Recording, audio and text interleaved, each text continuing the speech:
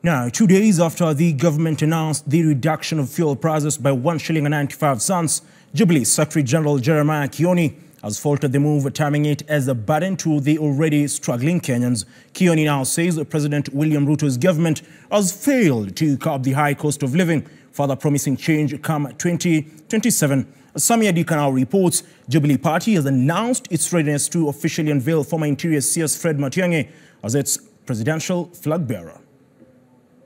The government continue pronouncing improvements in the country's economy. Jubilee Party has come out to fault the Kenya Kwanza regime for failing to curb the high cost of living. So they are buying at a cheaper price, but selling at a much higher rate than was being done before. Evidence of their continued mismanagement of our affairs.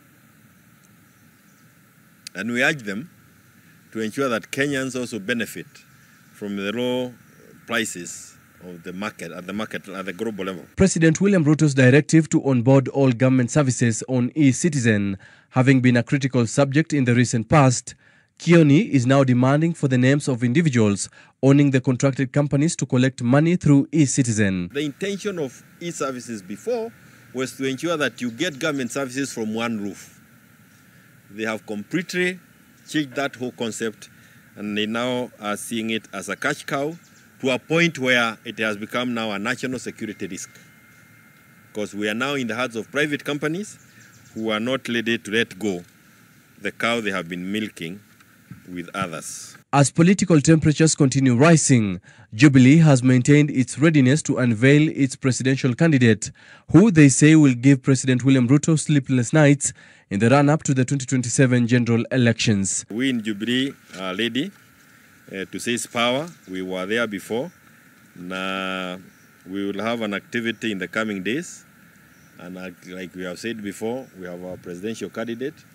I was happy to see that the others are now recognizing that Jubilee has a presidential candidate. Ilikuwa shida kwa wao, lakini tutaendelea mpaka wajue ya kwamba dunia ni kujipanga, sio kupangwa vile watu wanapanga wengi. With certain quarters claiming that former Chief Justice David Maraga is a state project to dilute Fred Matiang'i's impact, Jubilee Party has maintained that Matiang'I will still carry the day come 2027. Samia Dika, K24, Nairobi.